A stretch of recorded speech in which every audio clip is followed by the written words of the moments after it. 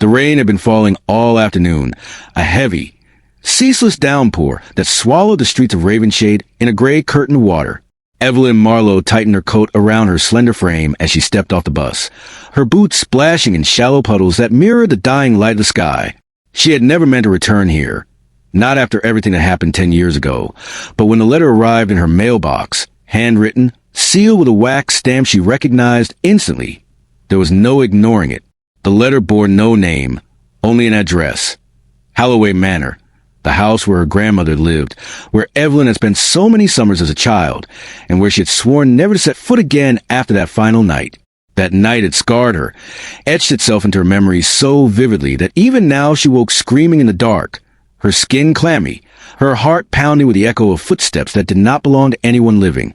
Yet here she was, walking the familiar road up the hill toward the looming silhouette of the manor. The house stood like a corpse against the storm, its windows black, its gables sharp as bones under the sky.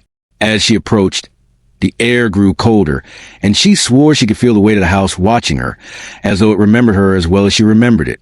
Pushing open the rusted iron gate, Evelyn hesitated for a moment before stepping onto the gravel path, her breath fog in the air, though the season was too early for frost.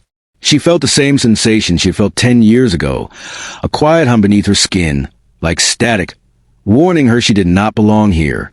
But curiosity, mixed with fear and the faint threat of unfinished business, drove her forward. The front door gave way with a groan, and Evelyn stepped into the silence of the foyer.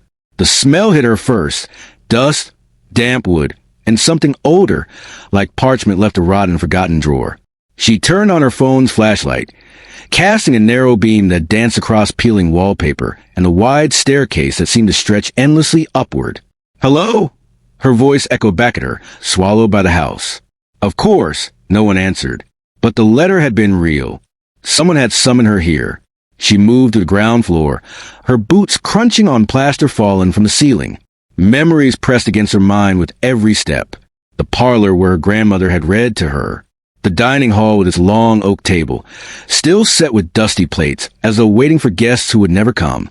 And then the hallway, narrow, long, its doors shut like secrets. Evelyn's breath caught in her throat as her flashlight flickered over one door at the very end. The door she had sworn never to open again. The forgotten room. It looked the same as it had that night. Unremarkable, plain, its knob tarnished with age. Yet Evelyn's hands shook as she approached it. She remembered the sound, scratching from inside, a child's whisper in the dead of night, and in the terrible silence when she had dared to listen closer. "Not yet," she whispered to herself. She wasn't ready. Instead, she turned away, climbing the staircase to the second floor. The air was heavier up here, thick with dust, and her flashlight beam trembled as though the light itself was nervous. She passed by portraits on the wall, stern ancestors with hollow eyes that seemed to follow her.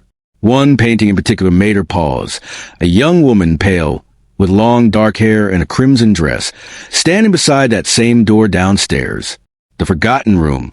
The brass plate beneath read only, Isolde Holloway, 1892. Evelyn frowned. She had never noticed this portrait before. Her phone buzzed suddenly in her hand, nearly making her drop it. A text message flashed across the screen, though she had no signal here. "Go to the room. She waits." And then she heard it. Evelyn. A whisper, soft as silk, curling from behind the door. It was her name, spoken in a woman's voice that was both tender and terrifying. Her throat tightened. She should run. She should flee the house, burn it down, forget it ever existed. But the voice came again, smoother, warmer, filled with something she had longed for since her grandmother's passing.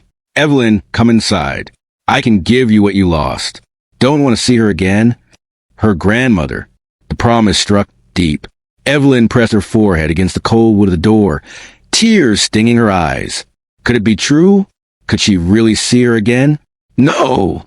she whispered fiercely, forcing herself back. "You're lying." The voice chuckled. "Then why did you come back?" Her chest tightened. She didn't have an answer. Why had she returned? The letter, the compulsion. Something had drawn her back, and now she knew. The house had never released her. It had been calling all along. The knob rattled beneath her hand, turning on its own. Evelyn stumbled back as the door creaked open a few inches, releasing a wave of air so cold it burned. Darkness pooled within, thicker than the night around her. Shapes moved in that blackness, shifting, reaching. And standing at the threshold was a woman in crimson. Isolde. Her beauty was terrible to behold.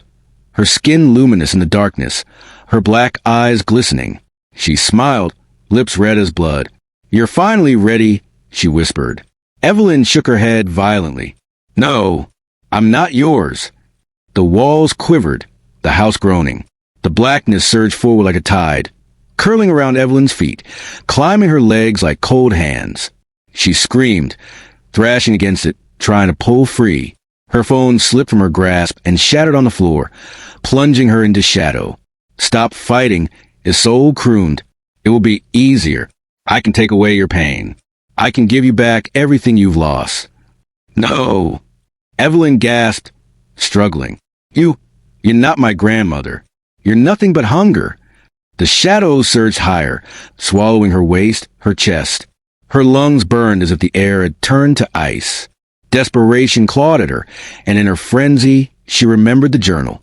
She had dropped it in her grandmother's room. Pages of warnings, instructions. There had to be something. Her hand brushed against something in her coat pocket.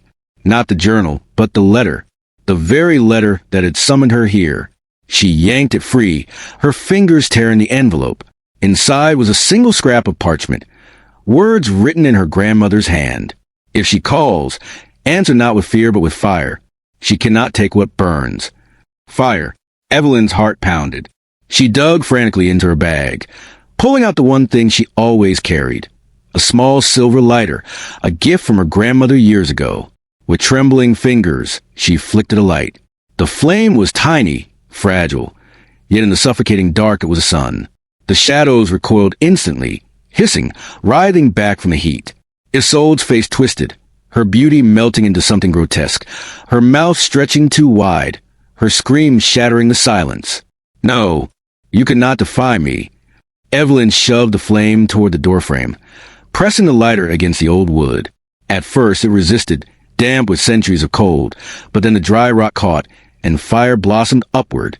Flames licked the frame, the door, the blackness within. The house roared. The walls shook violently, dust cascading from the ceiling. Isolde shrieked, her body unraveling into smoke, her crimson dress turning to ash. The shadows shrieked with her, pulled back into consuming fire. Evelyn stumbled away, coughing, as the flames devoured the forgotten room. The door slammed shut, trapping the blaze within, but it spread quickly, racing through the walls, the halls, the very bones of the manor. She ran, down the staircase, through the parlor, her boots slipping on the trembling floor. The portrait screamed as fire engulfed them, faces twisting in agony. The laughter of unseen children turned to wails. The house was dying, and it meant to take her with it. At last she burst through the front doors into the storm. Rain lashed her face as she stumbled down the path, choking on smoke, her lungs burning. Behind her, Holloway Manor was consumed, its windows glowing like eyes of fire, its roof collapsing in a shower of sparks. She fell to her knees in the mud, gasping for breath, tears streaming down her face. The fire rose higher, crackling, roaring, until at last the house gave a final groan and collapsed inward, a blazing skeleton sinking into ruin. Silence followed, broken only by the hiss of rain on burning wood. Evelyn sat there for what felt like hours, the flames reflected in her wide, haunted eyes. She had destroyed it. She had destroyed the room, the curse, the ghost that bound her bloodline. But as she rose shakily to her feet, something glimmered in the ashes.